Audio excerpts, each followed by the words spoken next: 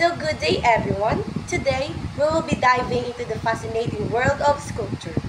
This presentation will cover its definition, materials, and important forms and how sculptures are made. I'm Alisa Jane Rotor and I'm excited to guide you through this art form that spans centuries and cultures. So sculpture comes from the Latin word sculpere, meaning to carve.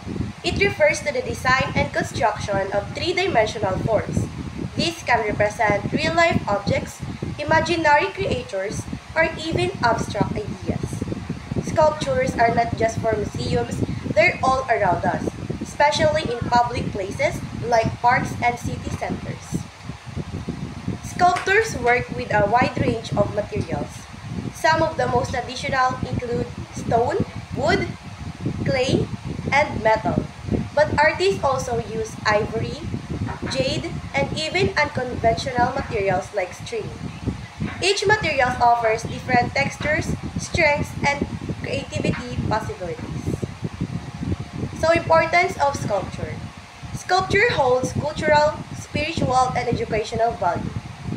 Spiritually, sculptures serve as icons or representations of belief systems, aiding meditation or worship. Educationally, they teach us about history and culture and help develop skills like spatial awareness and creativity. Aesthetically, sculptures enhance our surroundings and influence architectural designs. Let's look at what defines a sculpture.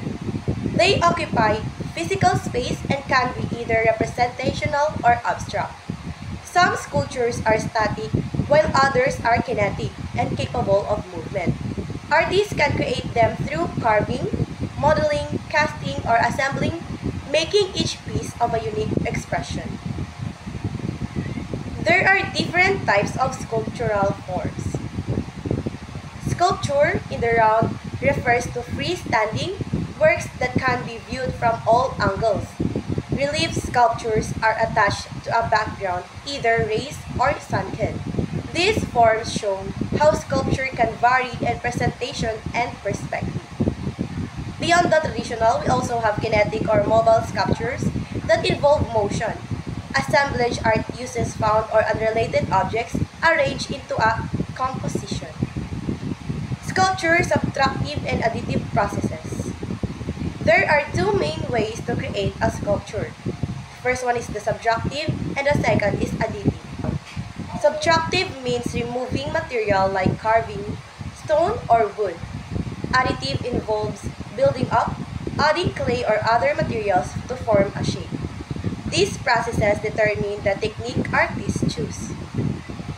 So that brings us to the end of the presentation. Thank you for your time and attention. I hope this introduction to sculpture has inspired you to look more closely at the world of three-dimensional art. Thank you for listening.